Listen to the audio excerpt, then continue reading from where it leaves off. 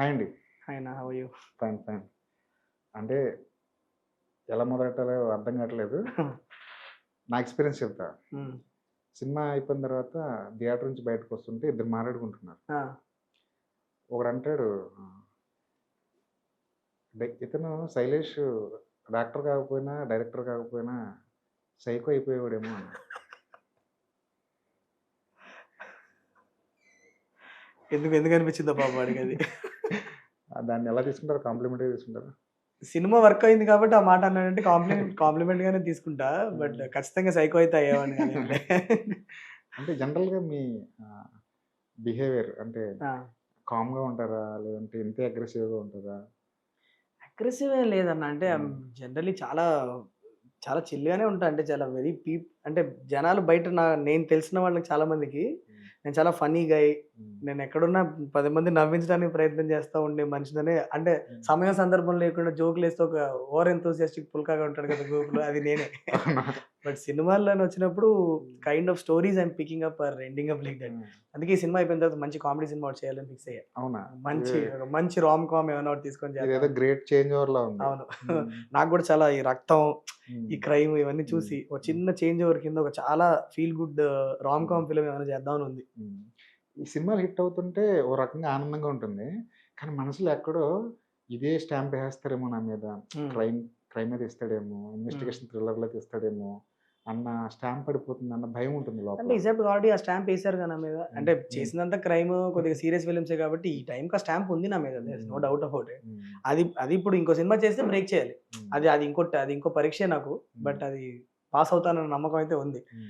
ఎందుకంటే ఇప్పుడు మీరు 'హిట్ 3లో చూస్తే గూడా హ్మ్. ఇప్పుడు 'నాని' గారికి శ్రీనిధి శెట్టి గారికి మధ్య జరిగే సీన్స్, 'నాని' గారికి సముద్రగని గారికి మధ్య జరిగే సీన్స్‌లో అంతా హ్మ్. మీరు ఏదైతే ఒక చిన్న హ్యూమర్ టచ్ ఉంటదో హ్మ్. అది ఆ జోన్ నాకు చాలా ఇష్టం. హ్మ్. సో, ఒక ఫుల్ ఫిల్మ్ ఆ మూడ్‌లో ఒక లైట్ హార్టెడ్ మూడ్‌లో ఒకటి చేయాలనైతే చాలా గట్టిగుంది. అంటే సినిమా అంతా త్రూ ఔట్ 'నాని' గారు అంత సీరియస్‌గా చేస్తున్నా, హ్మ్. సబ్జెక్ట్ కూడా చాలా సీరియస్‌గా ఉంది. మీరన్నట్టు హ్మ్. హ్మ్. హ్మ్. అక్కడక్కడ చిన్న చిన్న మూవ్‌మెంట్స్‌కి ఆడిటోరియం అనేది భారీ యాక్ట్ అవుతుంది. Correct. Correct. Correct. For example ఆహ్, తెలంగాణ, ఆంధ్ర అవును. ఆ డైలాగ్ యాహ్! చెప్పినప్పుడు గాని, యాహ్! నేను లింగ్వల్ రా అని బైలింగ్వల్. చెప్పడానికి ఆ యాహ్! Dialogue yeah! చెప్పినప్పుడు గాని, యాహ్! ఆడిటోరియం అంటే బాగా ఐ థింక్ ఇది ఆల్సో బికాజ్ వె ఒక సీరియస్ ఫిల్మ్ చూస్తున్నప్పుడు చిన్న జోకులు కూడా గట్టిగా పేలుతాయి. హ్మ్. అదే మీరు చూసిందంటే. హ్మ్. మీరు యాక్చువల్లీ మనం క్రాక్ చేసినవన్నీ కూడా సినిమాలో ఎక్కడ ఓ అని అయ్యే కామెడీస్ ఏం లేవు. అన్నీ హ్మ్. చాలా చిన్నవే. Hmm. But in an otherwise very serious film మీ హ్మ్. మూడ్ చాలా సీరియస్‌గా ఉన్నప్పుడు ఒక చిన్న జోక్ ఏసినా కూడా మీకు చాలా గట్టిగా నవ్వొస్తది. అదే అంటున్నా. నాకు హాలిడే కావాలంటే నేను ఇవ్వనన్నప్పుడు కూడా ఆ! అదే పెద్ద జోక్‌లాగా అనిపిస్తది. అనిపిస్తుంది. Because you are watching a very serious film. అది హ్మ్. పర్సెప్షన్ అంతే. అదో హ్మ్. చిన్న ఇల్యూషన్. ఎప్పుడు రిలాక్స్‌గా ఫీల్ అయ్యారు మీరు? అంటే సినిమా అంతా అయిపోయిన తర్వాత, లేదంటే ఫస్ట్ షో అయిన తర్వాత, రిలాక్స్ అంటే అర్థం కాలా. అమ్మాయి ఓకే. ఆ! నా జాబ్ అదా? అయిపోయింది. నిన్న ప్రెస్ మీట్‌లో నాని ఒకసారి ఇలా చెయ్యేసి ఐయామ్ హ్మ్. ప్రౌడ్ ఆఫ్ శైలేష్ అన్నప్పుడు రిలాక్స్ అయ్యా. హ్మ్. అప్పటి దట్ వరకు ఈస్ లోపల ఏదో నో చిన్న డెఫినైట్‌లీ. టెన్షన్ నడుస్తుంది. చాలా టెన్షన్ అంటే అది హ్మ్. Comes from a very good space because హ్మ్. ప్రూవ్ చేసుకోవాలి. హ్మ్. నన్ను నమ్మిన మనిషికి డెలివర్ చేయాలి అన్న ఒక చిన్న తాపత్రయమే అది. హ్మ్. సో, అందులో నుంచి వచ్చే నెర్వస్‌నెస్ అది. హ్మ్. సో, నేను ఆల్‌మోస్ట్ నిద్రపోయి కూడా ప్రాపర్‌గా పడుకొనే almost more than couple of months రోజు నైట్ ఒక hmm. 2 hours, 1 hour, 2 hours maximum 2 hours sleep. Hmm. Last couple of months నుంచి అదే షెడ్యూల్ నడుస్తున్నది. హ్మ్. నిన్న సినిమా రిలీజ్ అయ్యాక ఈ ప్రెస్ మీట్ అయిపోయిన తర్వాత ఇంటికెళ్ళి ఒక 5కి పడుకున్నా. హ్మ్. ఇవాళ మార్నింగ్ 9కి లేచా. హుహు. It was like 16 hours sleep that హ్మ్. My body wanted. హ్మ్. ఇంక క్రాష్ నాకు ఎవరెవరో ఫోన్‌లు చేస్తున్నారు. ఏమీ తెలీదు. ఫోన్ సైలెంట్‌లో పెట్టి పక్క రూమ్‌లో పెట్టేసాను. హ్మ్. వచ్చి బెడ్ ఎక్కితే 16 గంటలు పడుకున్నా. హ్మ్. పడుకొని లేచి హ్మ్. ఇప్పుడే ఆఫీస్‌కొచ్చా. హ్మ్. చాలా రోజుల తర్వాత జనాలు థియేటర్‌లకొస్తున్నారు. యాహ్! ఆఫ్టర్ సంక్రాంతి. హ్మ్. సంక్రాంతి తర్వాత ఇంత క్రౌడ్‌ని హ్మ్. హ్మ్. హ్మ్. చూడలేదు. పైగా రైట్. ఒకవైపు ఐపీఎల్ జరుగుతుంది. రైట్. జనాలకి థియేటర్‌కొచ్చే మూడ్ లేదు అన్న హ్మ్. అన్న హ్మ్. అట్మాస్ఫియర్ కనబడుతుంది. హ్మ్. హ్మ్. సో, వీటన్నిటిని పక్కన పెట్టి కూడా జనాలు థియేటర్‌కొస్తున్నారు. హ్మ్. హ్మ్. ఈ ఈ సినారియో ఏమనిపిస్తుంది? చాలా హ్యాపీగుందన్న. అంటే నాకు సినిమా ఫస్ట్ డే రెస్పాన్స్ వచ్చినాక నాకెంతమంది డిస్ట్రిబ్యూటర్లు ఫోను చేశారు. ఎంతమంది ప్రొడ్యూసర్లు అసలు ఈ సినిమాతో సంబంధం లేని ప్రొడ్యూసర్లు, సంబంధం లేని డిస్ట్రిబ్యూటర్లు ఫోన్లు చేస్తున్నారు. హ్మ్. ఫోన్లు చేసి చాలా రోజుల తర్వాత మళ్ళీ ఒక చిన్న ఊపిరి పీల్చుకున్న ఫీలింగొస్తుంది. థియేటర్ల చుట్టూ జనాలు కనిపిస్తున్నారు. Hmm. People are going to the theatres. I am so happy hmm. That the hit came in time. Because ఎప్పుడన్నా నాని గారైనా సరే, even as a film maker నేనైనా సరే, ఒక మంచి కాంటెంట్ని కరెక్ట్ విధానంలో ప్రజెంట్ చేసినప్పుడు దాన్ని సపోర్ట్ చేయడానికి ఎప్పుడూ తెలుగు ఆడియన్స్ రెడీగా ఉంటారని గట్టిగా నమ్మే మనుషులం మేమందరం. సో ఇది వన్స్ అగైన్ ప్రూవ్ అయింది. ఆయన కెరియర్లో ఇది నెంబర్ ఆఫ్ టైమ్స్ అయ్యుండొచ్చు. నా కెరియర్లో ఫస్ట్ టైం జరుగుతుంది. చాలా చాలా హ్యాపీ అనిపిస్తుంది. హిట్ ఇవ్వడం ఒకటి, బట్ ఇండస్ట్రీ మొత్తానికి అవసరమైన టైంలో హిట్ డెలివర్ చేయడం అనేది it's a very satisfying feeling. ఇవాళ మార్నింగ్ కూడా నాకు డిస్ట్రిబ్యూటర్స్ ఫోటోలు పెడుతున్నారు. డే 2 వర్కింగ్ డే ఇవాళ. అనంతపురం, తిరుపతి ప్రతి ప్లేస్లో ఫిల్డ్ విత్ పీపుల్. అంటే లెఫ్ట్ రైట్ సెంటర్ బుక్ చేసుకొని టికెట్లు వెళ్ళిపోతున్నారు. సో గుడ్ సైన్, మన ఇండస్ట్రీకి మంచిది అని అంటున్నారు. సో చాలా హ్యాపీగా ఉంది, చాలా చాలా హ్యాపీగా ఉంది యాక్చువల్లీ. నానిగారు తరచూ ఈ సినిమా గురించి మాట్లాడుతున్నప్పుడు ఒక విషయం గట్టిగా చెప్పేవాళ్ళు. ఈ సినిమా మేము యూత్కే క్యాటర్ చేస్తున్నాం, పిల్లలు రావద్దు, ఆడవాళ్ళు రావద్దు, వాళ్ళ కోసం కాదని. ఆడవాళ్ళు రావద్దు, వాళ్ళ కోసం కాదు అని. వీక్ హార్ట్స్ ఉన్న వాళ్ళు, లేడీస్ కొంతమంది ఎవరైనా వీక్ హార్ట్స్ ఉంటే, ప్రెగ్నెంట్ విమెన్ లాంటి వాళ్ళు ఎవరైనా ఉంటే రావద్దని. కానీ నాకు థియేటర్లో ఎక్కువ మంది ఆడవాళ్ళు కనిపించారు. ఆడవాళ్ళు చూడదు సార్, తప్పలేదు. ఆడవాళ్ళు చూడకూడదని ఏం లేదు. ఇది మెచ్యూర్ ఆడియన్స్ కి అని చెప్పాము. అంటే డెఫినెట్లీ చిన్నపిల్లలు చూడొద్దు అనేది చాలా క్లియర్గా ఉంది. అది మీకు ఎందుకు కూడా తెలిసిపోయి ఉంటుంది. కొద్దిగా ఈ బ్లడ్ అవి హ్యాండిల్ చేయలేని మనస్తత్వం ఉన్నవాళ్ళు అండ్ కొద్దిగా సున్నితమైన మనస్తత్వం ఉన్నవాళ్ళు కొద్దిగా మీకు నచ్చకపోవచ్చు, కాబట్టి అది రావద్దు అన్నదే నాని సార్ చెప్పింది. అండ్ అది కూడా ఎందుకంటే వాళ్ళని ఇప్పుడు అలా సున్నితమైన మనస్తత్వం ఉన్న వాళ్ళు కూడా రావద్దు అని చెప్పే రైట్ మాకు లేదు. కానీ అది మిమ్మల్ని డిస్టర్బ్ చేస్తుందేమో అన్న ఒక చిన్న ఇంటెన్షన్తో చెప్పింది. Because we want to serve the product to the target audience. ఎవరైతే ఈ సినిమాని చూసి దాన్ని కరెక్ట్గా ఎంజాయ్ చేయగలుగుతారో వాళ్ళకి సర్వ్ చేద్దాము అన్న ఒక చాలా డెలిబరేట్ అండ్ కాన్షియస్ కాల్ అది. ఇది వరకు క్రైమ్ ఇన్వెస్టిగేషన్ థ్రిల్లర్స్ అంటే అది ఒక చిన్న సైజ్ సినిమా, అప్కమింగ్ హీరోలు చేయాలి, ఇంత ఓపెనింగ్స్, మనకి సినిమా బాగుంటే జనాలు వస్తారు థియేటర్కి, ఈ లెక్కలు ఉండేవి. కానీ నిన్న చూస్తే మాత్రం నిజంగా పొటెన్షియాలిటీ ఉన్న ఒక హీరో చేస్తే క్రైమ్ అనే ఇన్వెస్టిగేషన్ థ్రిల్లర్స్ కూడా ఇంత కలెక్షన్స్ వస్తాయనేది అర్థం అవుతుంది. అంటే ఇండస్ట్రీలో రాబోతున్న మార్పులకి ఇది ఏమైనా ఒక చిన్న మెట్ అనుకోవచ్చు. డెఫినెట్లీ. అంటే ఐ ఫీల్ ఒక సక్సెస్ స్ట్రీక్ లో ఉన్న మెయిన్ స్ట్రీమ్ పెద్ద హీరో ఒక జాన్రా ఫిలిం ని నమ్మితే దాంట్లో ఎన్ని విషయాలు మనం ఫ్రెష్ గా చేయొచ్చు అన్నదానికి hit 3 proof.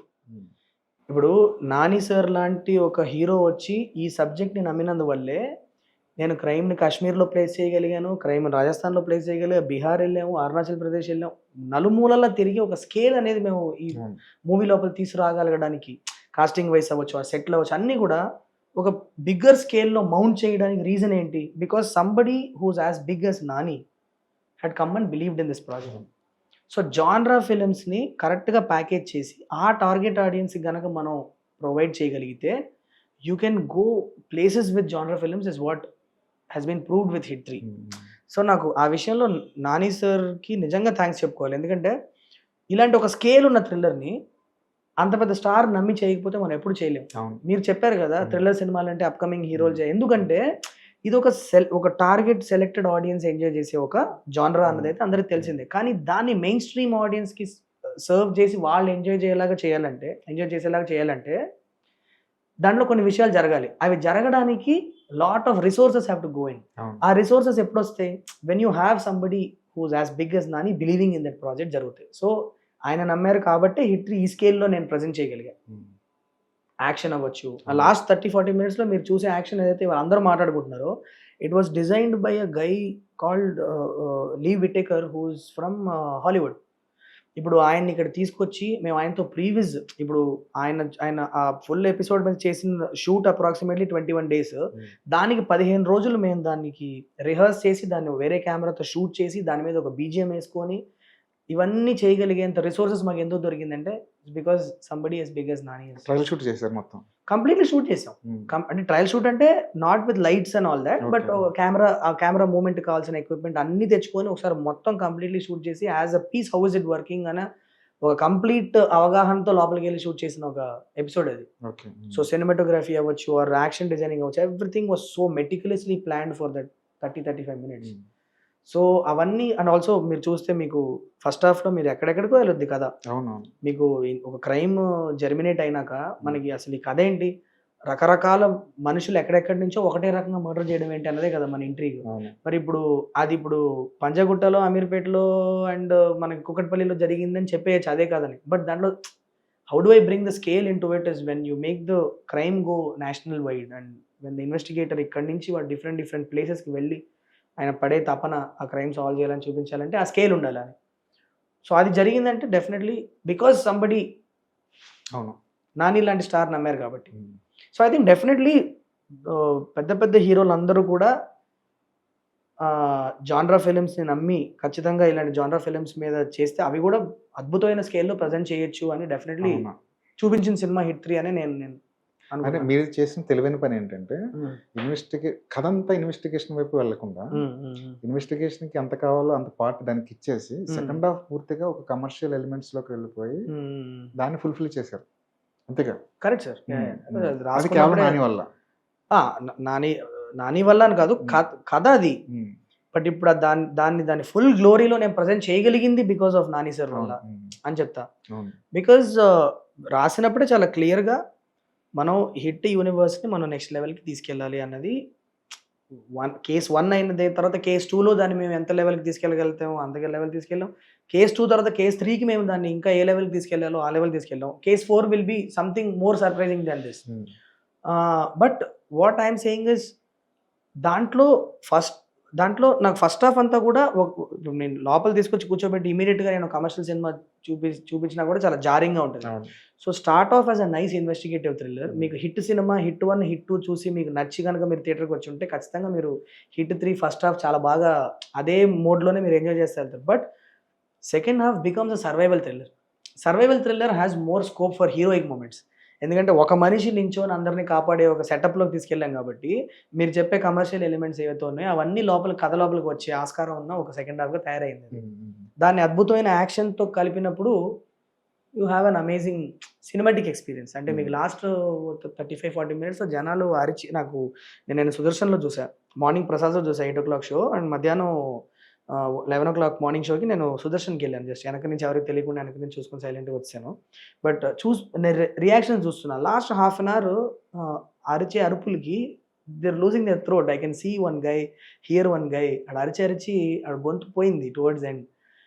That's a good thing because అలాంటి సినిమాటిక్ ఎక్స్పీరియన్స్ ఇచ్చినప్పుడే ఆడియన్స్ ఇంటి నుంచి కదలడానికి రెడీగా ఉన్నారు ఇప్పుడు థియేటర్కి. అంటే ఇన్వెస్టిగేషన్ని ఈ హీరో కమర్షియల్ ఎలిమెంట్స్ని ఈ బ్లెండ్ చేయడం వల్ల మామూలుగా ఇలాంటి థ్రిల్లర్స్లో మేము ఎక్స్పెక్ట్ చేసే ఆ ట్విస్ట్లు టర్న్లు తగ్గాయి అనుకుంటారు? This film was never about twist and turns అండి. అంటే మేము బిగినింగ్ నుంచి కూడా చాలా క్లియర్గా చెప్తున్నాం, ఇందులో ట్విస్ట్లు టర్న్లు అమ్మో వీడు చేశాడా క్రైమ్ అన్నది కాదు కదా అన్నది నాని సార్ కూడా నెంబర్ ఆఫ్ ఇంటర్వ్యూస్లో ముందు నుంచి చెప్తానే ఉన్నాను. దిస్ ఇస్ అబౌట్ ఒక ఎక్స్పీరియన్స్ మీకు. అంటే ఒక చిన్న వేరే లాంటి ప్రపంచం లోపలికి సెకండ్ హాఫ్లో మిమ్మల్ని తీసుకెళ్లాలని, ఎక్కడో అరుణాచల్ ప్రదేశ్లో జరిగే ఒక అడవిల మధ్యలో ఉన్న ఒక అన్హర్డ్ ఆఫ్ లొకేషన్లో ఈ జరిగే ఒక నెక్సెస్ ఏదైతే ఉందో దీని లోపలికి మిమ్మల్ని తీసుకెళ్ళి ఆ లోపల మిమ్మల్ని పెట్టి భయపెట్టి మిమ్మల్ని చాలా రకాల ఎమోషన్స్ ఫీల్ అయ్యేలాగా చేసి లాస్ట్లో ఒక సినిమాటిక్ ఎక్స్పీరియన్స్ ఇద్దాం అన్నదే ఫస్ట్ నుంచి థాట్ ప్రాసెస్. మీకు జరగాల్సిన ఇన్వెస్టిగేటివ్ హైస్ అన్ని ఫస్ట్ హాఫ్లో ఉంటాయి. మీకు జరిగే మూమెంట్స్ అన్నీ మీకు ఫస్ట్ హాఫ్లో ఉంటాయి. అవన్నీ చాలా ఇన్వెస్టిగేటివ్ టోన్లోనే ఉంటుంది.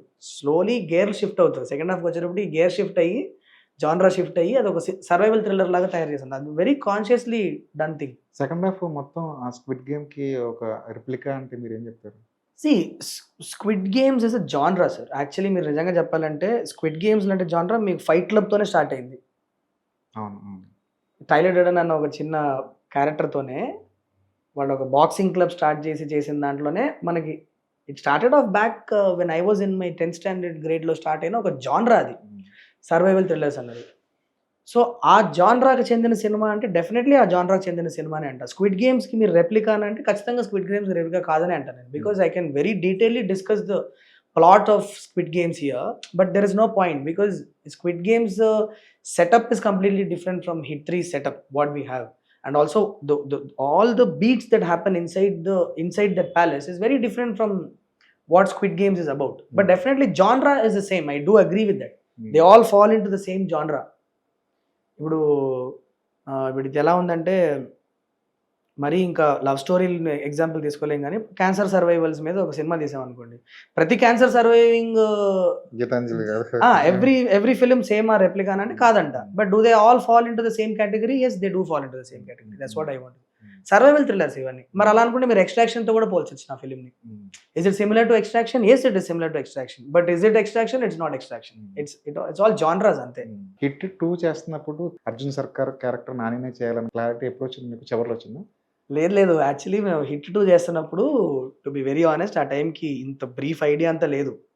ఇప్పుడు థర్డ్ పార్ట్కి నేను నాని సార్ని అడిగింది ఏంటంటే, థర్డ్ పార్ట్ మీరు చేయాలి బ్రో అని అన్నా. అంటే ఆయన ఎప్పుడు అన్నాను, ఆల్మోస్ట్ సగం షూటింగ్ అయిపోయింది, లాస్ట్లో ఒక కేమియో ప్లాన్ చేస్తున్నా, ఇలా పెళ్లి సీన్లో ఇలా రావాలి, ఒక హీరో వచ్చి విష్ చేసి ఇంకా టేక్ ఓవర్ చేస్తున్నా హిట్ని అని చెప్పేసి, ఇంకా హిట్ 3కి ఆ హీరోతో నేను వెళ్దాం అనుకుంటానంటే కథ ఉందా అని అడిగారు. అడిగితే ఆ టైంకి నా దగ్గర అంత డీటెయిల్డ్ కథ లేదు అన్నప్పుడు, ఇంక కథ లేనప్పుడు ఏ హీరోని వెళ్ళి అడుగుతాం మనం చేయమని చెప్పి, ఎలా అడుగుతాం మనం?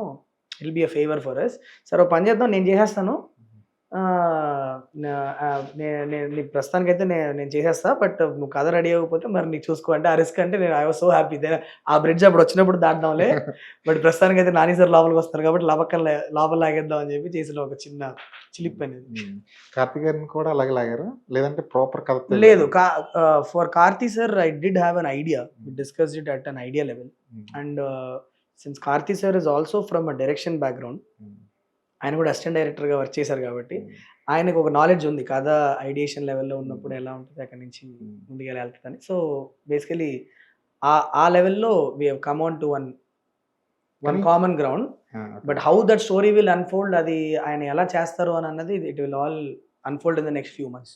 కానీ క్లిప్ హ్యాంగర్ లో ఒక హీరో వచ్చి చేసేసాడంటే ఖచ్చితంగా దానికి లాక్ అయిపోయినట్టే కదా ఆ హీరో. డెఫినెట్లీ, అంటే అది నమ్మి ఇచ్చేసారు అంతే.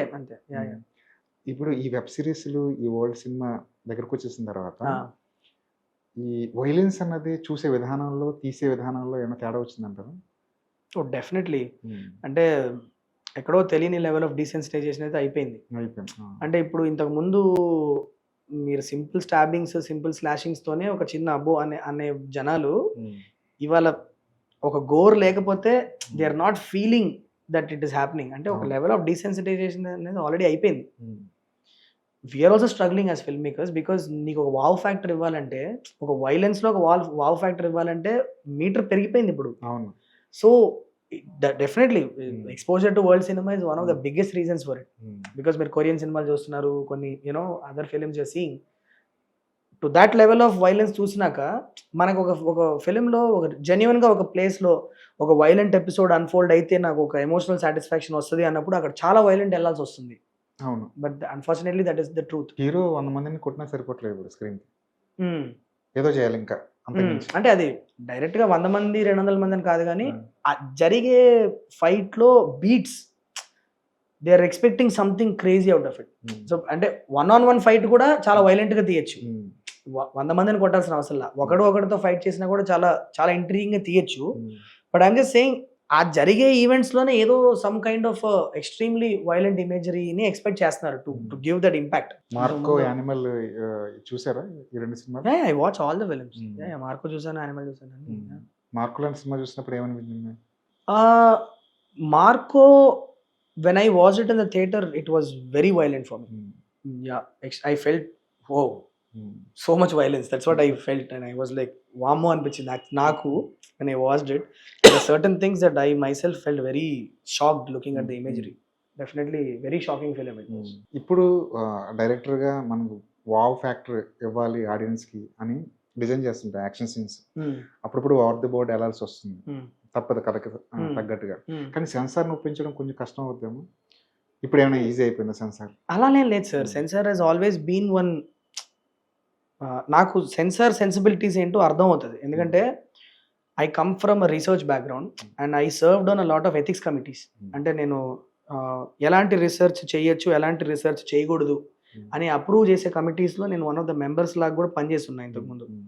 సో నాకు సెన్సార్ కమిటీ ఏ పాయింట్ ఆఫ్ వ్యూలో సినిమాలు చూస్తారో నాకు అర్థమవుతుంది. But in fact to be very honest, నేను సినిమా తీసేటప్పుడే ఒక లెవెల్ ఆఫ్ సెన్సర్షిప్ని మైండ్లో రాసేటప్పుడే నాకు as a responsible person I only have certain things in my mind running. But definitely ఇలాంటి ఒక వైలెంట్ ఫిల్మ్ తీసినప్పుడు censor becomes a bridge between me and the audience. ఎంతవరకు వెళ్ళి చేరుద్ది, ఎంతవరకు వెళ్ళి చేరదు అన్నది censor board has huge level of control, and we respect the censor board to that extent. But definitely back and forth arguments, back and forth discussions will happen, because there are certain things definitely మేము తీసిన వాటిల్లో మేము audience చూడకూడదు అని వాళ్ళు అనుకునే విషయాలు కొన్ని ఉంటాయి, and they will be absolutely right, and we don't have any argument for it because they are telling it from the right space. But there are also points that they see it differently, we see it differently, and then we try to form a middle ground where impact తగ్గకుండా ఆడియన్స్కి నేను ఈ point ఎలా చెప్పగలను అన్న దాని మీద ఒక చిన్న డిస్కషన్ జరుగుద్ది. ఆ లెవెల్లో మేము ఫిక్స్ చేసుకొని ఈ వర్షన్ని ఆడియన్స్ చూపిస్తాం. That is the thing. But we need to, ఆ process is necessary. I feel that process is needed because there is a certain responsibility of what audience should see and what audience should not see, especially in terms of certifying the age group. అది ఏం చూడొచ్చు ఏం చూడకూడదు అన్న విషయంలో నేను చాలా విషయాలు నేను ఏకీభవించిన వాళ్ళతో. But definitely set an age group, ఈ 18 above ఈ సినిమా చూడాలి అని చెప్పే విషయం ఏదైతే ఉందో అది I totally believe that there is a sense to that process. Because like Hit 3 నేను మా అబ్బాయికి చూపించను. He's a 4-year-old boy. I wouldn't show it to him. I wouldn't show it to my nephew who's like a 12-year-old boy. I wouldn't show it to him because there is a certain level of matureness you need to watch violence, and that I believe. ఇదివరకు కొన్ని బూతులు మాట్లాడాలంటే villain క్యారెక్టర్లు, negative shade ఉన్న క్యారెక్టర్లు మాత్రమే మాట్లాడేవి. Hero ఎప్పుడు సౌమ్యంగా ఉండేవాడు. కానీ రాను మారుతూ వచ్చింది. ఎఫర్ట్స్ ఈజీగా మాట్లాడేస్తున్నారు హీరో అనేవాడు. కానీ ఈ మధ్య ఇంకా ఎక్కువైంది. మీ సినిమాలో కూడా కొన్ని వినిపించాయి. దాన్ని ఎలా సమర్థించుకుంటారు? సమర్థించుకోవాల్సిన అవసరం ఏముంది దాంట్లో? అది ఆ క్యారెక్టర్ ఆ పాయింట్లో ఇప్పుడు పోలీస్ క్యారెక్టర్ సార్ ఎంత ఫ్రీక్వెంట్గా వాడతాం బూతులు మనం, మీరు చూడరా? Their life is like that. They deal with so much crime every day. మాటలు దొరుకుతాయి, మాట్లాడేటప్పుడు చెడు పదాలు వస్తాయి. Foul language is very common when you go to the real world and see them operate. It happens. And ఆ రియలిజంని స్క్రిప్ట్లోకి తీసుకురావాలని చేసే ప్రయత్నమే కానీ అది ఉంటే సినిమా చూసేస్తారని కాదు. ఆ పాయింట్ ఆఫ్ టైంలో ఆ పదం ఒక న్యాచురల్గా ఒక పోలీస్ ఆఫీసర్ అక్కడ ఉంటే ఆ పదం వాడతాడు అనిపిస్తే వాడిపిస్తాం. ఫోర్స్ఫుల్గా ఇన్సర్ట్ చేసినప్పుడు అనిపిస్తే మీరు చెప్పే ఎబ్బెట్టైన ఫీలింగ్ రావచ్చు. ఇప్పుడు నా సినిమాలో నాని గారు బూతులు వాడింది ఒక 7-8 ప్లేస్లో వాడి ఉంటారు. But all of them if you go back and see ఏదో ఫ్రస్ట్రేట్ అయిన ప్లేస్లోనో, లేకపోతే చాలా గట్టిగా దెబ్బ తగిలినప్పుడు వెనక్కి చేసే ప్లేస్లోనో, చాలా ఇన్వెస్టిగేషన్ చేసి టైర్డ్ అయిపోయి ఇంకెవడో ఇరిటేట్ చేసినప్పుడు అరిచినప్పుడు వస్తుంది. కానీ మాటికి వాడే స్పేసెస్లో అయితే we did not use it. నాకు ఎక్కడో సముద్రకనికి నాని గారికి మధ్య జరిగే ఆ కాన్వర్జేషన్ లో అది లేకపోతే బాగుండేది కదా ఒక పర్టికులర్. లేదు సార్, అది is a very ironic moment అంతే. ఆయన యాక్చువల్లీ ఆయన అందేది కాదు. ఆయన అనింది, ఆయన ల్యాప్టాప్ ముందు ఉన్నాడు కాబట్టి ఆ కీబోర్డ్ కొట్టుకుంటూ కూర్చొని వెళ్ళిపోయాడు ఆయన. అది మీరు అలా కవర్ డ్రైవ్ చేస్తున్నారు ఇప్పుడు. లేదు sir, there are a lot of instances in real life where that kind of miscommunication happens and you feel. అందుకే ఆయన ఆ మాట అని వెళ్ళిపోయిన తర్వాత కూడా మీరు నాని సార్ ఎక్స్ప్రెషన్ చూడండి. ఆయన మాట అని వెళ్ళిపోయిన తర్వాత అలా చూసి ఆయన ఒకసారి కీబోర్డ్ చూసి ఆయన చూస్తాడు. ఇది డైరెక్షన్ స్కిల్స్. ఇది అంటే ఒక డైలాగ్ ని పై పోతలతో చూపించడం అనేది మీ డైరెక్షన్ స్కిల్స్. అబ్సల్యూట్లీ. అంటే ఆడియన్స్ ఏం అర్థం చేసుకున్నా డెఫినెట్లీ అది నవ్వుతారని పెట్టిందే. Right, there is no doubt about it. నేను ఆ విషయాన్ని సమర్థించుకోవాల్సిన అవసరమే లేదు. కానీ అక్కడ ఎందుకు నవ్వారు, ఆయన చెప్పింది వేరు కానీ అర్థమైంది వేరు అని నవ్వుతారని అనుకొని చేసిందే. కానీ ఇప్పుడు నేను పెట్టి లేదు నేను అది చెప్పాలనుకోవట్లేదు, ఇది చెప్పాలనుకోవడం చెప్పట్లా. నేను పేలాలనుకున్న జోక్ అదే, అండ్ అదే పేలింది. But I'm saying it happens in real life so frequently that what is wrong and putting it in the film is what I feel. ఇప్పుడు నాని గారి మీద న్యాచురల్ స్టార్, పక్కింటి అబ్బాయి ఇలాంటి ఇమేజ్ ఉంది కదా, ఆయన మెల్లిమెల్లిగా అందులోంచి బయటకు రావడానికి ట్రై చేస్తున్నారు. నాకు వీ నుంచి ఆ చేంజ్ ఓవర్ అర్థమైంది. దసరాతో ఫ్రీక్వెంట్ గా కనిపించింది. ఇప్పుడు పూర్తి స్థాయిలో ఆయనలో ఒక కొత్త మాస్ యాంగిల్ అనేది బయటకు వచ్చింది. దీన్ని నానిలో ఈ చేంజ్ ఓవర్ని మీ దగ్గర నుంచి చూస్తున్నారు కాబట్టి మీకు ఎలా అనిపించింది? I feel Nani sir should be doing films like this. ఎలాంటి సినిమాలు? అబ్సల్యూట్లీ. ఐ ఫీల్ నేను అంటే యాక్షన్లో ఎక్స్ట్రీమ్ కేపబిలిటీ ఉన్న ఒక మనిషి ఆయన ఫిజికల్ కేపబిలిటీస్ చెప్తాను నేను. జస్ట్ ఆయన పుల్ ఆఫ్ చేసిన యాక్షన్ ఏదైతే సినిమాలో ఉందో ఎక్స్ట్రీమ్లీ డిఫికల్ట్ యాక్షన్ అండి. సునాయాసంగా చేశారు మనిషి. అంటే ఎంత ఈజీ ఉందంటే బాడీలో fight, body language, boxing stances అంతా ఇట్లా నేర్చుకున్నాడు ఆయన. He worked very hard for it. నేను మీకు తర్వాత నేను actually I was about to post some BTS videos, should see him train. చాలా విగరస్ ట్రైన్ చేశారు ఆయన. The way the boxing stands and all if you see, మీకు రెగ్యులర్గా కొట్టే పంచులు ఉండవు చూస్తే. ప్రతిదీ మీరు వన్ హ్యాండ్తో పంచ్ చేస్తే ఇంకో hand is actually covering, blocking చేసుకొని పంచ్ చేస్తారు. So all that he worked on it and he has that action body language. He should be doing a lot of action films is what I believe. But కానీ మీరు శౌర్య లాంటి వాడిని అడిగితే he will tell that Nani sir you should be doing more class films అంటారు.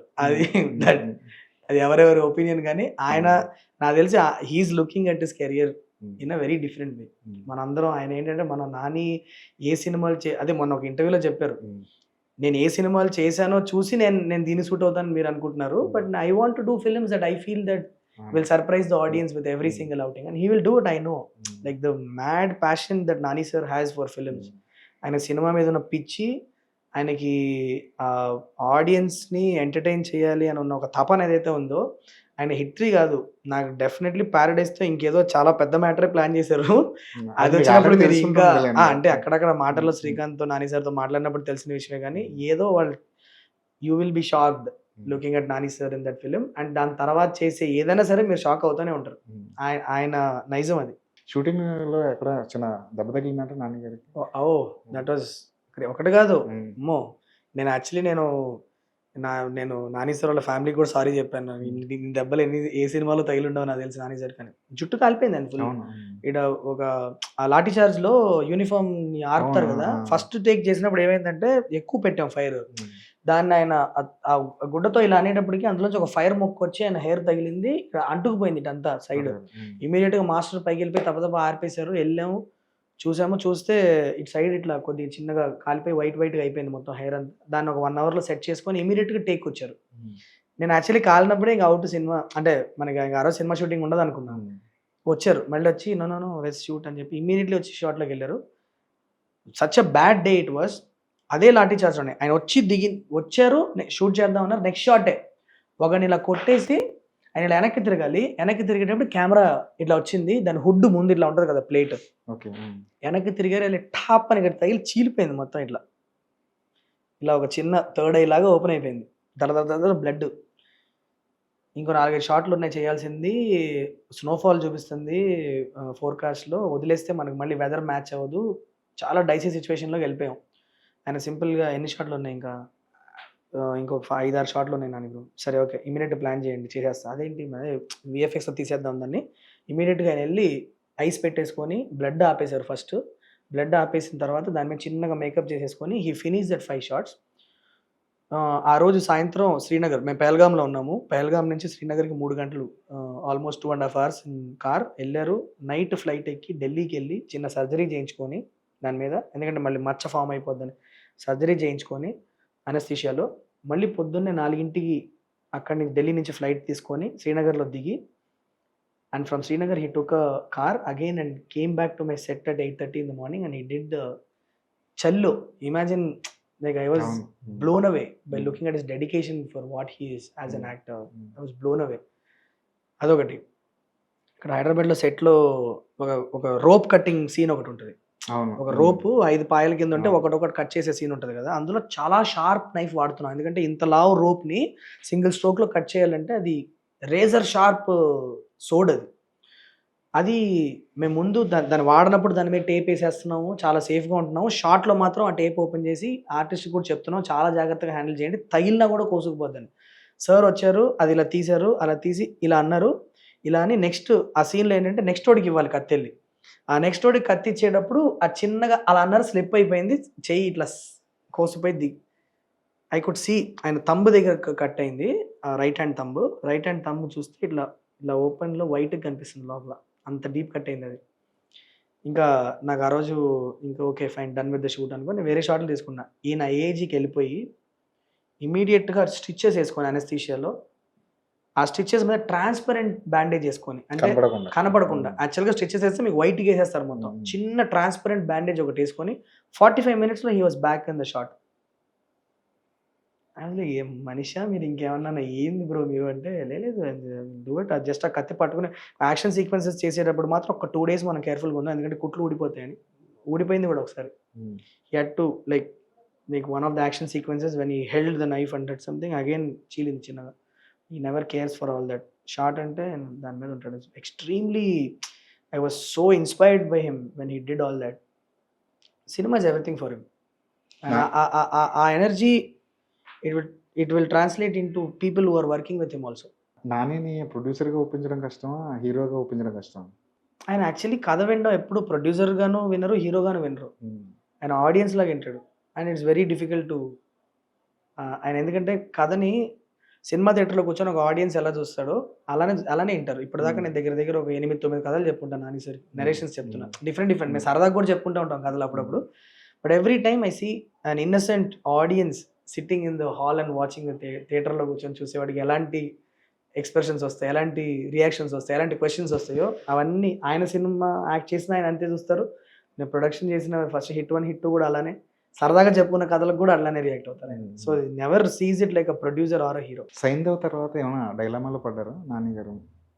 అసలు ఉంటుందా లేదా ఇది ఈ ప్రాజెక్ట్? అసలు సైంధవ్ తర్వాత ఆయన పిలిచి నాకు ఇచ్చారు. It's not about Saindhav. ముందు అసలు నేను ఇమీడియట్ హిట్ 3 చేయాలన్న ప్లానే లేదు కదా.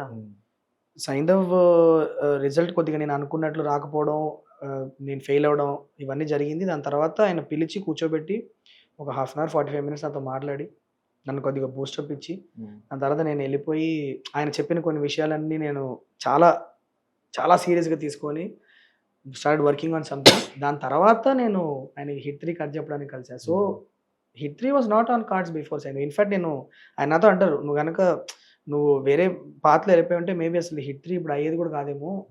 It's only because I was there around him during that time and we got the opportunity to do hit 3. So it is never good. ఆయన అసలు అలా చూడరు first of all. Saindhav release అయిన తర్వాత నుంచి నాని గారి నుంచి ఫోన్ వచ్చేంత వరకు మీ మానసిక స్థితి ఎలా ఉంది? ఒక చిన్న క్లూలెస్నెస్ ఉంటుంది అన్న. అంటే టు బి వెరీ ఆనెస్ట్, అంటే ఇప్పుడు నెక్స్ట్ ఏం జరగబోతుంది ఏంటి, అసలు మళ్ళీ నిలబడడానికి ఏం చేయాలి అన్న ఒక క్లూ లేని ఒక స్టేట్ అది. ఆ టైంలో ఓన్లీ మన సపోర్ట్ సిస్టమ్ మీద రిలే అవ్వాల్సి వస్తుంది. వైఫ్, మమ్మీ, డాడీ, బుడ్డోడు. అండ్ మనకి ఇండస్ట్రీలో ఫస్ట్ 2 ఫిలిమ్స్ చేసినప్పుడు ఏదో కరెక్ట్గా చేసి ఉంటాం. అందుకని నాకు తెలిసి చాలా మంది కావాల్సిన వాళ్ళందరూ చాలా సపోర్ట్ చేశారు. అండ్ అసలు ఫస్ట్ 1 వీక్ అయితే Venky sir was the biggest support for me. Venky sir is like family now. Like సినిమాలను దాటి వెళ్ళిపోయింది మా రిలేషన్షిప్ యాక్చువల్లీ. సో ఆయనకి మా బాబు అంటే చాలా ఇష్టం. ఆయన మా బాబు వీడియో లైక్ మా బాబుకి వెంకీ సార్ అంటే ప్రాణం. వెంకీ మామ అంటే ఎప్పుడు వెంకీ మామకు వీడియోలు చేసి ఆయనకు పెడతా ఉంటాడు. ఆయనేమో అటు నుంచి రిప్లై చేసి చూపిరా అబ్బాయికి అని చెప్పి నాకు పెడతా ఉంటారు. It's a very family relationship that we have now. ఆయన ఆ రిజల్ట్ అలా అయిన తర్వాత నెక్స్ట్ డే నుంచి ఒక వారం పాటు నన్ను వదలలేదండి. ఆయన రోజు పొద్దున్న 9 కాల్ చేసి, ఏం చేస్తున్నావు, నువ్వు డౌన్ ఉండకూడదు తంబి, all this will happen, it's a huge career that you have, ఇలాంటివన్నీ జరుగుతూనే ఉంటాయి, నువ్వు ఇప్పుడు లేచి వెళ్ళి ఏదో ఒకటి రాయి, నువ్వు అది రాసింది నువ్వు ఎండ్ ఆఫ్ ద డే పడేసినా పర్లా కానీ రాయి, నువ్వు ఇంట్లో మాత్రం కూర్చొని ఏం చేయకుండా కూర్చోకు అని చెప్పి రోజు పొద్దున చీరప్ చేసేవాళ్ళు ఫోన్ చేసి. Such I'm so lucky to have Venky sir in my life. కానీ అలాంటి రిజల్ట్ తర్వాత ఒక హీరో అలా రియాక్ట్ అవ్వడం అనేది నేను చాలా మంది చెప్పారు నాకు అట్లా ఇలా ఉంటుంది అంటే. నేను ఫస్ట్ చాలా భయపడ్డా, ఎందుకంటే మేము సినిమా టైంలో చాలా దగ్గర అయ్యాం, ఇదేమన్నా రిజల్ట్ వల్ల స్పాయిల్ అవుద్దేమో అని చెప్పి నేను చాలా అనుకున్నా. But he is gold. అంటే ఇవాళకి కూడా నాకు నిన్న యూఎస్ ఫ్లైట్ ఎక్కుతున్నప్పుడు కూడా నాకు ఫోన్ చేశారు, తంబి ఏంటి సినిమా రిలీజ్ అవ్వడానికి ఎగ్జాక్ట్లీ 1 డే ముందు ఆయన యూఎస్ వెళ్ళారు, తంబి గట్టి కొట్టాలి, బాగా చెయ్యి, I will be rooting for you from the US, I was a film there అని చెప్పి ఫ్లైట్ ఎక్కారు. కానీ అంత ఎఫెక్షన్ అంత ఎమోషన్ ఉన్నప్పుడు అరే మనం సరైన ప్రోడక్ట్ ఇవ్వలేదు, very bad for it, there's no doubt about it. నేను ఆ విషయం గురించి బాధపడని రోజు లేదు. నాకు ఇవాళ హిట్ 3 పెద్ద సక్సెస్ అయింది. నా next redemption is with Venky sir. నేను వెంకీ సార్తో ఇంకో సినిమా చేయాలి, అక్కడ చాలా పెద్ద హిట్ కొట్టాలి, కొట్టినప్పుడు నేను అది ఇంకో లేయర్ ఆఫ్ హ్యాపీనెస్ యాడ్ అవుతుంది లోపల. మీరు అన్నారు కదా కామెడీ జోనర్ ఒకటి రాయాలని, అంత మించిన ఆప్షన్ ఏం దొరుకుతుంది? Should see which one, but whatever it is, but I really want to, I will definitely be working with Venky sir again and we will deliver something very solid very soon. కానీ ఆ cinema విషయంలో ఎక్కడ తప్పు జరుగుతుంది? నాదే sir తప్పు. నేను వేరే ఎక్కడ నేను తప్పు చెప్పాలనుకోవట్లా, ఎందుకంటే as a director what ever I wrote only got made. So I don't have, నాకు ఇన్హిబిషన్ లేదు ఆ విషయంలో. నేను I take all responsibility for it. నన్ను నమ్మి అందరూ వచ్చి దిగి చేశారు. ఎక్కడో రైటింగ్ విషయంలోనే చాలా విషయాలు నేను ఇంకా బెటర్గా పని చేయాల్సింది. అండ్ అఫ్ కోర్స్ మీరు 100 విషయాలు చెప్పొచ్చు. రిలీజ్ డేట్ రాంగ్ పడింది, సంక్రాంతిలో 4 సినిమాల మధ్యన రావడం వల్ల నంబర్ ఆఫ్ ప్రాబ్లమ్స్ అరైజ్ అయినాయి దానికని. కర్ణుడి చావుకి 100 కారణాలు అన్నట్లు ఏమి చెప్పినా టువర్డ్స్ ఎండ్ ఆఫ్ ఇట్ అవన్నీ నా రెస్పాన్సిబిలిటీ. నేనే కరెక్ట్ చేయాల్సిన విషయాలు అవన్నీ. అవి చేయలేదు కాబట్టి జరిగింది. రైటింగ్ విషయంలోనే నంబర్ ఆఫ్ థింగ్స్ రాంగ్ జరిగింది. అండ్ అది I should have done a better job is what I completely believe. And ఆ బిలీఫ్‌తోనే హిట్ 3లోకి దిగాను నేను. ప్రతి విషయం చాలా కేర్‌ఫుల్‌గానే హ్యాండిల్ చేయాలి. బికాజ్ ఇట్స్ మై రెస్పాన్సిబిలిటీ అన్న ఒక చాలా ఎక్స్‌ట్రా కేర్‌తో దిగి చేసిన సినిమా హిట్ 3. ఇప్పుడు అంతే ఎక్స్‌ట్రా కేర్‌తో ఇంకో సినిమా 'వెంకీ సార్' కూడా చేసి పెద్ద హిట్ కొట్టాలని సంకల్పించుకుంటున్నా. ఆ టైంలో రివ్యూలు ఏమైనా మిమ్మల్ని బాగా డిస్టర్బ్ చేసాయా? అన్నీ డిస్టర్బ్ చేసినాయి సార్. రివ్యూస్ ఒకటే కాదు కదా! ట్విట్టర్‌లో జనాలు తిడతారు, అబ్యూజ్ చేస్తారు. అన్నీ డిస్టర్బింగ్‌గానే ఉంటాయి ఆ టైంలో. But we have to go through it. ఎందుకంటే we signed up for it. It's the nature of job. మనం ఒక డైరెక్టర్‌గా ఒక సినిమా రిలీజ్ చేసి మన జనాల ముందు పెట్టినప్పుడు లిటరల్లీ నగ్నంగా నించున్నట్లే అందరి ముందు. అది ఎంత వల్నరబుల్ సిచ్యువేషన్‌లో మనం ఉంటామంటే you have to take it whatever comes your way. ఇప్పుడు ఇవాళ సినిమా బాగా వర్కౌట్ అయ్యి అందరూ పొగుడుతున్నప్పుడు హ్యాపీ ఫీల్ అవుతున్నాం కదా! అది ఆ ఎమోషన్‌ని మనం ఓన్ చేసుకుంటున్నాం కదా! అలానే సినిమా బాగున్నప్పుడు తిడుతున్నప్పుడు కూడా ఆ ఎమోషన్ ఓన్ చేసుకోవాలని నమ్మి దిగాము మనం ఈ ఫీల్డ్‌లోకి. So I know it was disturbing, but I felt very low. నేను చాలా లో ఫీల్ అయ్యాను. ఆ టైంలో చాలా క్లూలెస్ అనిపించింది. But you have to go through it. కింద పడ్డప్పుడు పైకి లెగవాలంటే కింద పడ్డప్పుడు ఏదైతే ఎక్స్పీరియన్స్ చేస్తామో దాన్ని ఫుల్గా ఎక్స్పీరియన్స్ చేయాలి. అప్పుడే పైకి లెగవాలన్న కసి, పైకి మళ్ళీ లేచి పర్ఫామ్ చేయాలి అన్న ఒక తాపత్రయం అప్పుడే ఏర్పడుతుంది. అది నేను చిన్నప్పటి నుంచి మా నాన్నగారు నేర్పిన విషయం నాకు. So I no when it's I'm 40 years of age. ఎన్నిసార్లు లైఫ్లో కింద పడి ఉండను, ఎన్నిసార్లు లేచి ఉండను. పడ్డప్పుడు అయిపోదు కదా, పడి అక్కడే ఉంటే అయిపోద్ది. కానీ చుట్టూ ఉన్న మనుషులు మారిపోతుంటారు ఒక హిట్కి ఫ్లాప్కి. నేను అసలు ఎవరితో టచ్లో లేను సార్ ఆ టైంలో. తర్వాత నేను ఐసోలేట్ అయిపోయా. నేను ఓన్లీ నా రైటింగ్ మీద ఫోకస్ చేసుకున్నాను. నాకు చిన్న ఆఫీస్ ఒకటి తీసుకొని ఆఫీస్లో వెళ్ళిపోయేవాడిని. పొద్దున్నే 8కి వెళ్ళిపోయేవాడిని. మార్నింగ్ ఒక 5 o'clock లేచి యోగా చేయడం స్టార్ట్ చేశాను. మా నాన్నగారు he is a master in yoga. Seshagirirao గారు మీకు తెలుసో తెలియదో నాకు తెలియదు, కానీ ఆయన యోగాలో బాగా హీఈస్ వెల్ వర్స్డ్. సో పొద్దున్నే 5 o'clock లేచేవాడిని. I got discipline back into my life. 5 o'clock I used to wake up, I used to go to my terrace, మంచిగా యోగా మ్యాట్ వేసుకొని ఒక 1.5 hour యోగా చేసేవాడిని. ఫ్రెష్ మైండ్తో చన్నీళ్ళతో స్నానం చేసేసి పొద్దున్నే నీట్గా వెళ్ళి ఆఫీస్లో కూర్చునేవాడిని, రాసుకునేవాడిని. నా 2 ADs ఉండేవాళ్ళు. నాకు వచ్చిన ఐడియాస్ని నేను ఎక్స్ప్లెయిన్ చేసుకోవడానికి ఒక 2 ADsని పెట్టుకున్న దగ్గర, బాగా నేను నమ్మిన వాళ్ళు. Ideas I use to draft, I use to discipline has to come back, that's it. మళ్ళీ లేచి వెళ్ళి పని చేయాలి అన్న ఒక కసి స్టార్ట్ అయితే అది మళ్ళీ తీసుకెళ్ళిపోద్ది. So that is what I did during that time. So నేను ఎవరితో టచ్లో లేను. అందరికీ అసలు ఫోన్లు చేయడం మానేసా, తీయడం మానేసా. నేను, నా వైఫ్, నా బాబు, నా writing. This is what I limited myself to that life and it worked very well for me. హిట్కి ఫ్లాప్కి జనం చూసే కోణం ఏంటి, మనం ఉన్న పరిస్థితి ఏంటో ఈజీగా అర్థమైపోతుంది కదా. ఎందుకంటే నేను టు బి వెరీ ఆనెస్ట్, నేను పెద్దగా బయట ప్రపంచంతో అంత ఎక్కువ టచ్లో ఉండట్లా. నాకు కావాల్సిన వాళ్ళతో మాత్రమే ఎక్కువ టచ్లో ఉంటున్నాను. అండ్ ఈవెన్ ఇప్పుడు సక్సెస్ వచ్చినా కూడా, నిన్న సక్సెస్ వచ్చింది, I went home and slept. చెప్పే కదా, ఒక 16-17 hours నిద్రపోయా. ఇప్పుడు మళ్ళీ after this interview I'm going back to my boy. వాడికి ఏదో క్రికెట్ ఆడాలి అని అన్నాడు, అని తీసుకెళ్ళి ఆడుకుంటా అంతే. Life is very very simple. To that extent I'm enjoying it. మీకు బాగా నచ్చిన ఇన్వెస్టిగేషన్ డ్రామాలు అంటే ఏం చెప్తారు? ఒక 3 చెప్పమంటే. నాకు ట్రూ డిటెక్టివ్ అని ఒక సిరీస్ ఉంది సార్, మాథ్యూ మెకానహేది. First series, the first season of True Detective I really like. నాకు డేవిడ్ ఫించర్ ఫిలిమ్స్ అంటే చాలా ఇష్టం. తెలుగులో అన్వేషణ చాలా చాలా ఇష్టం. అన్వేషణ, అనుకోకుండా ఒక రోజు అని చంద్రశేఖర్ రిలేటి గారు తీసిన సినిమా చాలా ఇష్టం. అది off the top of my head this is what I can. Most violent movie అంటే ఏం చెప్తారు? మోస్ట్ వైలెంట్ మూవీయా? నాకు weirdly speaking I like films which, అంటే లైక్ అని కాదు, నేను షాక్ అయిన most violent films are Human Centipede అనే ఒక ఫిలిం ఉంటుంది. ఇట్స్ వెరీ గ్రాస్ ఫిలిం అది యాక్చువల్లీ. అది those kind of films I kind of felt they were very violent. I don't specifically enjoy violence when it comes unmotivated. అంటే నాకు protagonist కనుక ఒక మోటివేషన్తో వైలెన్స్లోకి దిగితే వచ్చిన ఫన్ ఏదైతే ఉందో, అన్మోటివేటెడ్గా లోపల దిగినప్పుడు I don't connect to those. Okay. So not necessarily నేను చూసిన most violent film is my favourite violent film అని అడిగితే కాదనే చెప్తాను నేను. But off the top of my head I remember seeing Saw series మొత్తం చాలా ఎక్స్ట్రీమ్లీ వైలెంట్ ఉంటుంది. Human Centipede is another film. There are films in that జానరా. Hollywood impact ఉంది మీ మీద చాలా ఎక్కువ. నేను యాక్చువల్లీ సినిమాలే చాలా తక్కువ చూస్తాను సార్. అవునా? బుక్స్ ఎక్కువ చదువుతాను నేను. My inspiration comes more from reading material. I read a lot. So and I read very soft material actually. But కానీ నాకు తెలిసిన my crime and all comes from very reading newspaper articles, real life incidents and lot of criminology books and you know forensic related books నుంచి ఈ కథలు వస్తాయి. But generally lot of my readings are more జంపాలహరి, very literature, very soft స్పేస్లో ఎక్కువ చదువుతా. చిత్రా బెనర్జీ గారి work, జంపాలహరి గారి వర్క్ ఎక్కువ చదువుతాను. తెలుగు లిటరసీ చదువుతారా? తెలుగు చదవను సార్. తెలుగు చదవను. కానీ రీడింగ్ అంటే తెలుగు ఎక్కువ చదవను కానీ but my mom is a Telugu Pandit. So she pushes me a lot to get my Telugu right. So మన దానవీర సూరకర్ణ లాంటి సినిమాలు ఎక్కువ చూసి అందులో డైలాగులకి అర్థం చెప్పడం, నాకు ఈ మహాభారతంలో ఇన్సిడెంట్స్ గురించి ఎక్కువ డిస్కషన్ జరగడం మమ్మీతో ఎక్కువ జరుగుతూ ఉంటుంది. ఆ రకంగా కొద్దిగా తెలుగు నాది మరి అక్కుపక్షి లెవెల్ తెలుగు అయితే కాదు, కొద్దిగా బెటర్గానే ఉంటుంది.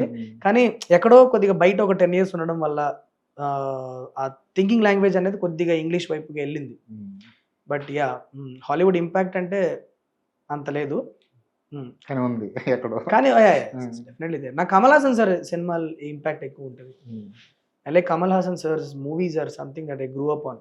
నేను పుట్టి పెరిగింది చెన్నైలో, ఆల్మోస్ట్ ఒక 12-13 years అక్కడ ఉన్నా. అప్పుడు చిన్నప్పుడు మెమరీస్ అన్నీ కూడా నాకు Rajinikanth sir films, Kamal Haasan sir ఫిలిమ్స్తో ఎక్కువ అటాచ్మెంట్ ఆ టైంలో పెరిగాను, అక్కడ పెరిగాయి కాబట్టి. సో నాకు కమల్ హాసన్ సార్ అంటే చాలా ఇష్టం. నెక్స్ట్ నాగార్జున గారు కథ చెప్పారంటే నిజమేనా? లేదు సార్, యాక్చువల్లీ అది ఎలా వచ్చిందో నాకు తెలీదు. బట్ నాగార్జున సార్ అసలు నేను కలవలేదు సార్. నాకు చాలా ఇష్టం నాగ్ సార్ అంటే, because my mom is a big ANR fan. Nageswararao గారు అంటే చాలా ఇష్టం. సో అదే లీనియేజ్లో మాకు నాగార్జున గారి సినిమాలన్నీ మేము ఫస్ట్ డే ఫస్ట్ షో తెనాల్లో చూసిన మెమరీస్ ఇవన్నీ చాలా, is very much a part of our upbringing types. నాకు చాలా ఇష్టం నాగ్ సార్ అంటే. బట్ నేను నిజమేంటంటే కలవలేదు సార్ని, కలిసి స్టోరీ డిస్కషన్స్ ఏమి జరగల. జరిగితే I will be very happy. Fans hit ఫ్రాంచైజీని ఇష్టపడే ఫ్యాన్స్ ఈ హీరోలు అందరూ కలిస్తే ఒకసారి చూడాలని ఉంది అని వాళ్ళకొక కోరిక. అది ఎప్పుడు నెరవేరుతుంది? విజన్ అదే కదా, 7th part కి మనం అనుకున్న ఒక విజన్ అది. ఇప్పుడు మీరు చెప్పినట్లు సినిమా జర్నీయే. ఇప్పుడు 3 వర్కౌట్ అయింది కాబట్టి 4 గురించి మాట్లాడుతున్నాం. 3 వర్కౌట్ ఇప్పుడు ఎక్కడో somewhere we all rely on how the films are working.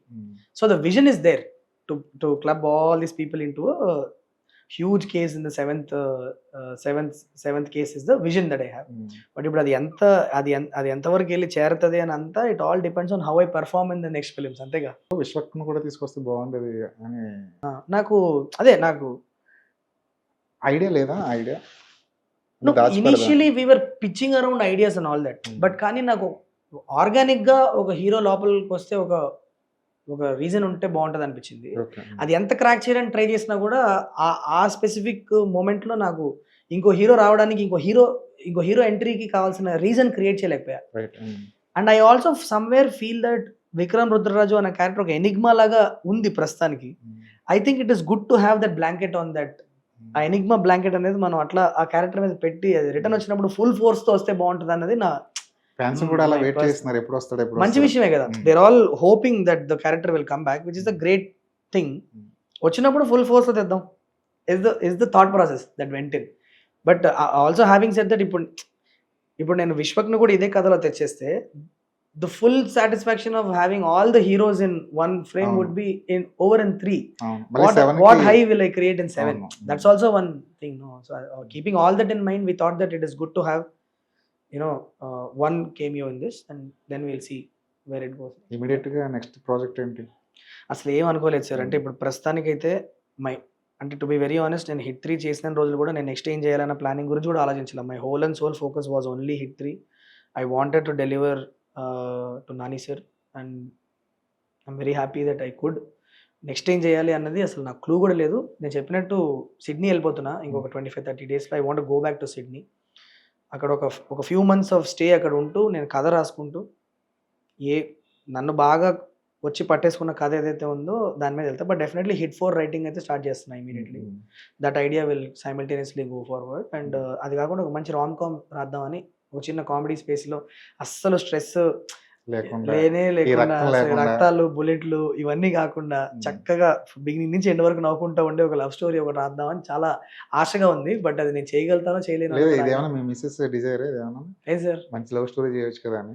అలా ఏం లేదు సార్. అంటే నాకే టు బీ వెరీ ఆనెస్ట్ నేనే మీరు చెప్పారు కదా ఒక స్టాంప్ ఉంది ఆ స్టాంప్ని ఇప్పుడు కొద్దిగా లైట్గా తుడిచే కార్యక్రమం మొదలు పెట్టాలి లేకపోతే ఇంకోటి కూడా ఇదే జోన్లో చేస్తే ఆ స్టాంప్ పర్మనెంట్ ఇంక్తో పడిపోద్ది but jokes apart that's not the pressure కానీ I feel like doing it నాకు అనిపిస్తుంది at the end of the day this is a field where this is a area of work where you should do what you like అది అది అది ఉంటేనే హ్యాపీగా చేయగలుగుతాం work నేను చాలా స్ట్రెస్ అయిపోతాను సార్ నాకు towards the release and all when I make the film I get extremely stress last time నాకు ఒక సగం ఐబ్రో ఊడిపోయింది నేను ఫోటో కూడా చూపిస్తాను మీ తర్వాత ఈ రైట్ ఐబ్రో ఈ సగం నుంచి వెళ్ళిపోయింది లేదు బికాస్ ఆఫ్ స్ట్రెస్ నాకు వెనకాల ఒక ఇంత ప్యాచ్ జుట్టు ఊడిపోయింది ఇట్లా ఈ ఒక రౌండ్ ప్యాచ్ ఏంటి డాక్టర్ దగ్గరికి వెళ్తే అది స్ట్రెస్ అండి అది అంటే I take movies so personally it impacts me డాక్టర్గా ఉంటే ఇవన్నీ ఉండేవి కదేమో కదా మీరే స్ట్రెస్ ఫీల్ అవుతున్నా no but the reason is because I love the craft so much that ఆ విషయంలో అన్ని కరెక్ట్గా జరగాలని తాపత్రయపడే ఒక so I feel by taking up something that I really love and delivering it nicely I think all that stress will not be there around me సరే hit 3 తీసే ప్రాసెస్లో మీరు ఒక ట్వీట్ చేశారు ఇది ముందే బయట లీక్ చేయడం కార్తీక్ క్యారెక్టర్ ముందే బయటకి లీక్ చేయడం అది బాగా ఎఫెక్ట్ అయ్యారు మీరు ఏమో దాని మీద చాలా అఫెండ్ అయ్యాను సార్ డెఫినెట్లీ అఫెండ్ అవుతాం కదా అంటే ఇప్పుడు my argument is very simple sir ఇప్పుడు మీకు ఒక విషయం ఇన్ఫర్మేషన్ వచ్చింది అది పబ్లిష్ చేయాలా వద్దా అన్నది మీ ఇంగితంలో ఉంటుంది అది ఐ కెనాట్ కంట్రోల్ దట్ ఇప్పుడు మీరు చెప్పచ్చు అది నా రైట్ అండి నాకు ఇన్ఫర్మేషన్ వచ్చింది నేను పబ్లిష్ చేస్తాను అందుకే మొన్న ఎప్పుడో ఒకసారి స్టేజ్ మీద అడిగినప్పుడు కూడా నేను చాలా సింపుల్ ఎగ్జాంపుల్ ఒకటి చెప్పాను ఒక చిన్న బర్త్డే పార్టీ ఆర్గనైజ్ చేసుకుంటే చిన్న పాపకి మీకు చాలా ఇష్టంగా రిలేటివ్స్ అందరూ కలిసి బర్త్డే పార్టీ ఆర్గనైజ్ చేసుకున్నారు అమ్మాయి స్కూల్ నుంచి వస్తే సర్ప్రైజ్ చేద్దామని వచ్చినప్పుడు ఇంటి బయట ఎవడో ఒకటి నించొని ఓహో మీరు పార్టీ చేస్తున్నారు ఒక్క నిమిషం ఆగని చెప్పి టకటక వెళ్ళి అమ్మాయి నీ గురించి లోపల బర్త్డే పార్టీ పెట్టారు తెలుసా అని అంటే అది కరెక్ట్ అని మీకు అనిపిస్తే ఇంకా మీ వైరింగ్లో ప్రాబ్లం ఉంది ఏదో నేనేమంటా you should be inside with me మీరు లోపల వచ్చి నాతో ఉండండి అమ్మాయి ఎక్స్ప్రెషన్ని అమ్మాయి ఎంతూజియాజంని అమ్మాయి ఎక్సైట్మెంట్ని మనందరం కలిసి చూద్దాం అంట నేను బట్ మీరేమంటారు నేను బయట వెళ్ళి చెప్పేసి నా సుఖం నేను పొందితే చాలు అని అంటే తప్పు అన్నది నా పర్సనల్ ఒపీనియన్ అది shouldn't be doing that it should stop somewhere అది ఎక్కడో చోట ఆగాలి హిట్ 2లో నాని గారికి ఏమో చేస్తున్నారు అన్న సంగతి అది కూడా ముందే లీక్ అయిపోయింది కదా ఈ రకంగా స్ట్రైట్గా ఎవరు రాయలేదు సార్ అప్పుడు అంటే ఏదో ఎవరో ఒక పెద్ద హీరో ఏదో చిన్న చేశారు కానీ ఆ టైంలో ఇంత స్ట్రైట్ ఫార్వర్డ్గా ఇట్లా మొన్న రాసినట్లు ఎవరు రాయలే it's deteriorating the scene is slowly becoming worse రోజు రోజుకి రేస్లో పడిపోయాం మనందరం ఎదుటి కష్టం గురించి మనం అసలు గ్రహించట్లా మేము ఏదో ఒక రకంగా ప్యాకేజ్ చేసి దాన్ని ఒక హైతో ప్రజెంట్ చేయాలి అన్న ఒక తాపత్రయపడుతూ ఉంటాం మేము పగలు రాత్రి కష్టపడుతూ ఉంటాం దాని మీద అదేం ఆనందం దాంట్లో అది నాకు ఇంకా అర్థం కావట్లా మనమే డిసైడ్ చేసుకోవాలి అది మనకు ఆ ఇన్ఫర్మేషన్ వచ్చినప్పుడు అది మనం పబ్లిష్ చేస్తే makers will they be affected should ask yourself that question no you agree with me or not కొన్ని విషయాలు చెప్పొచ్చు కొన్ని విషయాలు దాయాలంటే అబ్సల్యూట్లీ సార్ అది మనం sir that is what journalism is all about sir నేను మీకు జర్నలిజం గురించి నేను చెప్పేంత స్థాయి నాకు లేదు కానీ I have read about incidents wear కొన్ని డయర్ సిచ్యువేషన్స్లో ఒక కీలకమైన ఇన్ఫర్మేషన్ జర్నలిస్ట్ దగ్గరకు వస్తే అది పబ్లిష్ చేస్తే మంచిది కాదు అని ఆ ఇన్ఫర్మేషన్ హోల్డ్ బ్యాక్ చేసుకోవడం కూడా గ్రేట్ జర్నలిజమే సార్ అది నాలాంటి వాడు చెప్పాల్సిన అవసరం లేదు మీరందరూ జర్నలిజం చదువుకొని వచ్చిన వాళ్ళు ఈ ఫీల్డ్లోకి we all respect you as journalist but to be in that race to just get those few likes to get those few shares I feel very రివ్యూల మీద కూడా మీకు ఇలాంటి ఒపీనియన్ ఉంది కదా రివ్యూస్ మీద నాకేం పెద్ద ఒపీనియన్ ఏం లేదు sir to be very honest చదవరా మీరు నేను చదువుతాను but it's there opinion and of late మీరు చూస్తే నిజంగా చాలా రివ్యూలు రాంగే అంటే ఇప్పుడు పెద్ద సినిమాలు ఆడియన్స్ చాలా లైక్ చేసి అపోహంగా ప్రేమ చూపించిన సినిమాలు ఏమో బాగాలేదు అంటున్నారు మళ్ళీ మహా గొప్ప రివ్యూ రాసిన సినిమాలనేమో చూస్తే అటు జనాలు రావట్లేదు థియేటర్కి ఇది ఏంటిది మరి ఇది మీరేమో ఒకవైపు ఏమో film makers should be in alignment with what the audience are thinking అంటారు నేను ఎప్పుడు నమ్మిన విషయం ఇది నా థింకింగ్ ఆడియన్స్ థింకింగ్తో మ్యాచ్ అయినప్పుడు నా సినిమాని యాక్సెప్ట్ చేస్తారు నా థింకింగ్ ఆడియన్స్ థింకింగ్తో మ్యాచ్ అవ్వనప్పుడు సినిమాని యాక్సెప్ట్ చేయరు మరి ఆ రూల్ రివ్యూవర్స్ కూడా వర్తిస్తుంది ఖచ్చితంగా ఇప్పుడు మరి నువ్వు ఎన్నిసార్లు చూసి తప్పుగా చెప్తున్నావే మరి ఇప్పుడు మంచి సినిమాకి బ్యాడ్ రివ్యూ ఇస్తే ఖచ్చితంగా రిప్యుటేషన్ పోవద్దు కదా అంతే కదా బ్యాడ్ సినిమాకి మంచి రివ్యూ ఇచ్చినా అంతే అబ్సల్యూట్లీ రైట్ ఇప్పుడు నేను అనేది ఏంటి ఆడియన్స్ అంత లైక్ చేసి ఒక సినిమాని సెలబ్రేట్ చేసే సినిమాలకేమో నీ రివ్యూ 2.25 2.5 ఇచ్చి రాంగ్ రివ్యూ బ్యాడ్ రివ్యూస్ ఇస్తున్నావు. అంటే ఎక్కడో వేరే వేరే వేరే పేజ్లో ఉన్నారు. అది అది ఏంటి అన్నది నాకు అందుకే నేను పెద్ద ఇంపార్టెన్స్ ఇవ్వను కానీ దీనికి. I don't give it too much importance because I feel they are some other వేరేదో ప్రపంచంలో ఉన్నారు. ఓకే రైట్ సార్, మొత్తానికి Yeah. హిట్ అనే ఫ్రాంచైజీని దిగ్విజయంగా కొనసాగిస్తున్నారు. 7 వరకు వెళ్ళాలని కోరుకుంటున్నాం. కోరుకుందాం. మధ్య మధ్యలో మీరు అన్నట్టు ఆ రొమాంటిక్ సినిమాలు, తీద్దాం సార్. కామెడీ సినిమాలు చేయాలి తీయండి. మీలో చేంజ్ అవ్వని కూడా చూడాలి. లేకపోతే నాకు అన్నిటికంటే పెద్ద స్టాంప్ పడుతుంది సైకో అని. సైకో గడ్ర అని స్టాంప్ వేస్తారు. ఆ స్టాంప్ అసలుకే వద్దు మనకి. Right sir, all the best. Thank you. Thank you.